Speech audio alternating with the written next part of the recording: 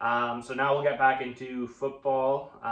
We'll go over this previous weekend and kind of what went down there. 3-1. Me too. We'll go over that in the picks portion just after this. But so the Texans were at the Ravens, and the Ravens won 34-11. For me, the key to the game was the Ravens' unstoppable running game.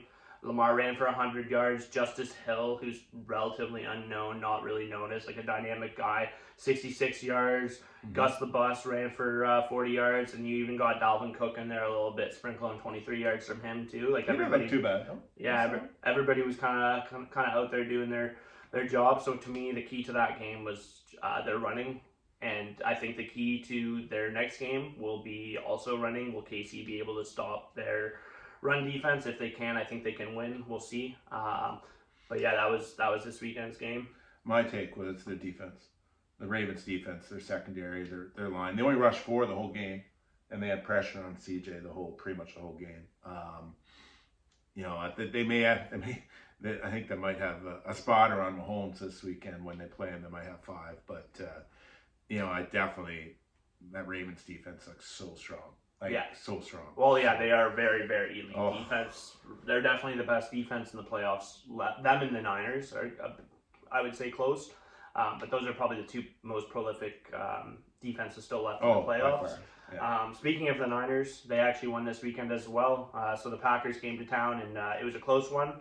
I think I mentioned that last week on the pod. I said it was going to be like less than 7 points, and it ended up being 24-21. You actually called it might be a field goal. Yeah. And hey, look, the key to the game was a crucial field goal miss by Anders Carlson. That's sprung quite a debate on X, actually, because people are wondering, how did this guy get drafted? And is it because his brother is already an elite kicker in the NFL? Because if you look at his college numbers, I think his last year in college, he went like 12 for 17 or something like that in field goals, and that's not very good. So I think he got drafted by the name. Yeah, like that's pure speculation, obviously. It's kind of just connecting the dots, but he wasn't a very good kicker this year. He's young, he was inconsistent. So that was the key to that game for me. I thought the Packers played a really, really strong game, and they could have gone even further. Like, they were really underappreciated in the playoffs. People were sleeping on them, and it kind of sucks that it comes down to a missed field goal. That game could have easily been tied. Who knows what happens afterwards? Yeah, Love looked good. But yeah, Jordan Love looked good again. He had two interceptions. I don't think he hit 200 yards, but he looks calm in there. Like, it looks like they've got their guy. But yeah, and they have that young D, and watch Green Bay and obviously keep KC going, right? KC has the youngest D in the league, and those 2 look really strong. So for the next couple of years for sure. Yep, and then the Bucks went to town to Detroit. Key to the game for me was the offense in general. Both these teams were slinging it pretty well. Jared Goff went 30 for 43 on passing attempts with 2 touchdowns and 287 yards, and he just looked really, really calm and composed in there. Credit to Baker as well. Like, Baker played well too, but yep. 2 first-round quarterbacks, right? First-round picks. 2 first-overall picks. Both of them were first overall. That's true too. Yeah. Baker to the Browns, and Goff back in the day with the Rams. Yeah. And then on to the Chiefs-Bills game, which was probably the game of the week. And wide right. Everybody. I would say everybody was most pumped to watch this game, probably out of the 4 of them. Just because they play each other, it seems like every single year in the playoffs, and Patty Mahomes seems to beat the Bills every single time. But the key to the game for me was it's Travis Kelce. He came back, got 5 receptions, 75 yards, 2 touchdowns, and I know everybody's going to say the key to the game was the field goal miss from Tyler Bass, which, again, rightfully so. Like, I don't like it when people hate on people. Obviously, you never want to do that, but I understand why Bills fans were a little bit angry with the results because of Bass. But if you watch that game, Diggs dropped a pretty crucial pass that would have led to a touchdown in the 4th quarter. Bills would have won if he caught that ball. And also, who's to say that after that field goal, if he does hit it, who's to say Patrick Mahomes isn't just marching them back up the field quickly enough to get a field goal to force overtime? Like, there's so many what ifs in that situation the weather played a part too. The wind played a part. Like that was hard kicking circumstances for anybody.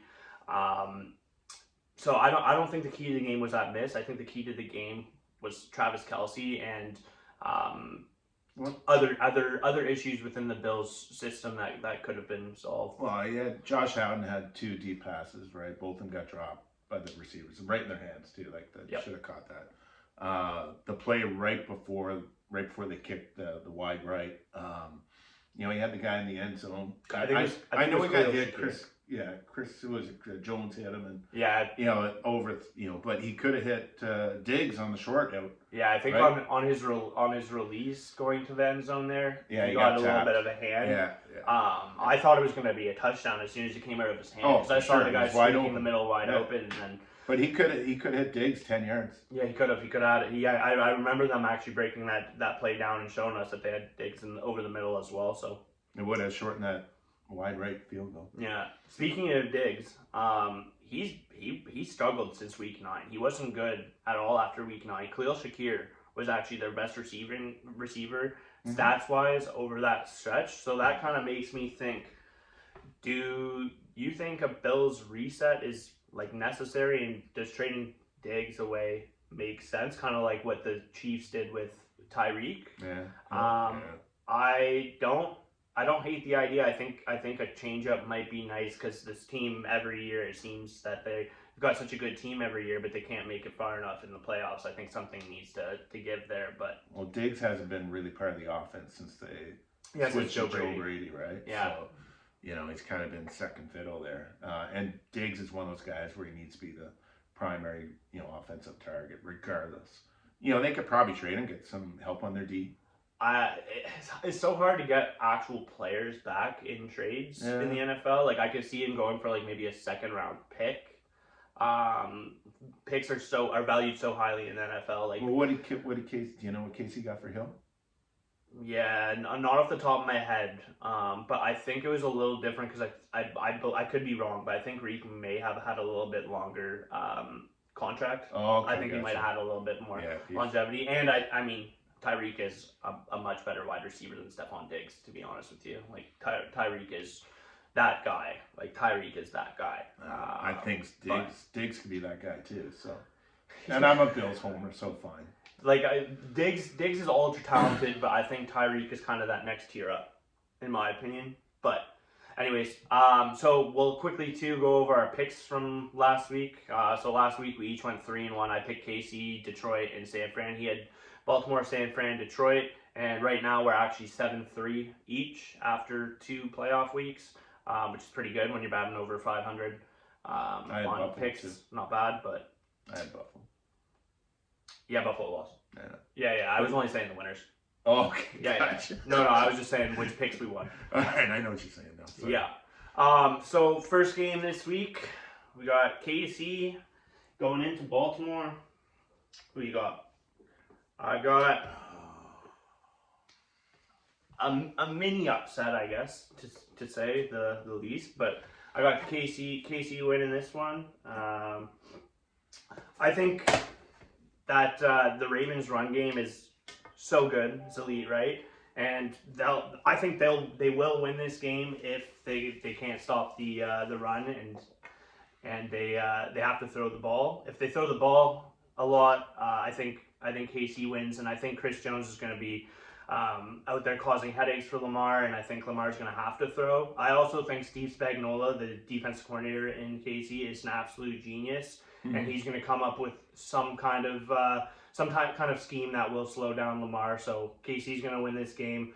I also I can't bet against Patty Mahomes, as I've said. I think back-to-back weeks in the playoffs, this guy just continues to be. Well, how much do you think you're going to change your defense strategy? Isn't Lamar very much similar to Josh Allen? As far as foot speed and different kind of quarterback. Like Josh Allen, I know he's a drop back. Josh Allen's more strong physical runner. And Lamar's more finesse, a little bit more speed. If you're going to sack him, if you're bringing a blitz to Lamar gets out of those a lot better than Josh Allen does. Yeah. As far as blitzing goes, he can turn a blitz into a 30, 40-yard run, whereas Josh Allen, that's a little bit less so. Like, he's going to try and throw the ball. He's going to try and force it. So I think a lot of what KC is going to bring is actually going to be a little bit more laid back. They're going to be playing back off of him a little bit. They're not going to bring as much pressure and just going to force Lamar to be a pocket passer. Yeah, use his arm. But we'll see. Also, news to note, Ravens are welcoming back star tight end Mark Andrews. And I think that's very, very important in this game. But I still think KC's defense will somehow play better than they should, and will slow them down. Like Isaiah Likely and Mark Andrews are his 1 and 2 they're tight ends, but wide receivers in my opinion. So look out for those guys. But again, I can't pick against the Chiefs. I'm going Ravens. Their defense is good. Lamar potentially could win MVP. Will win MVP. And the Ravens defense is really strong. Like what they did last week to CJ and what CJ did the week before, and again, like they look really good, really good. And at home, I know Patrick Mahomes, number 2 game on the road. They won 1 on the road. Let's see if he wins 2. CJ Stroud, as good as he was, this is his first playoffs. Patty Mahomes has I know he's got repeat. He's got the resume, right? He's got the resume. He knows how to win in the playoffs. I think the Ravens defense played really good, obviously against Houston, but I think this is a different beast. Like this is a completely different beast.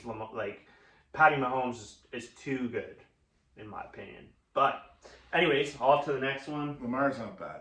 Oh no, Lamar's a freak. I agree, but. How's Lamar's playoff success look? Yeah, really bad actually. Yeah. Anyways, Detroit's going into San Fran, and I had San Fran winning the whole thing from the beginning of the year, but might be a bit of a homer pick because they're a little bit more fun to watch. But we're going to Detroit. Detroit's going to win. I like Lions. There's just so much heart, passion. Like San Fran struggle against Green Bay. I don't know. Something about this Detroit team just screams success going deep in the playoffs. So I think I went Detroit and Buffalo at the very start. Those were my 2 picks for Super Bowl. I'm not changing. He had San Fran and who? People adapt. You had San Fran and who? And he's changing. I'm still going with my Lions, and I can't go with my Bills. My Bills are out. But I actually had San Fran in Baltimore. Oh, did you? At the beginning of the playoffs. So I didn't even pick Baltimore to go to the Super Bowl anymore either. A little bit of changes. Wow. A little bit of changes. Yeah, you're definitely going on the fly. Well, I mean, everybody's picking San Fran and Baltimore in the finals. What's fun in that? Weird weather, though, last week. See that rain? Wow. Yeah. It's crazy. Alrighty. Jump into some NFL coaching news. So, the Titans that hired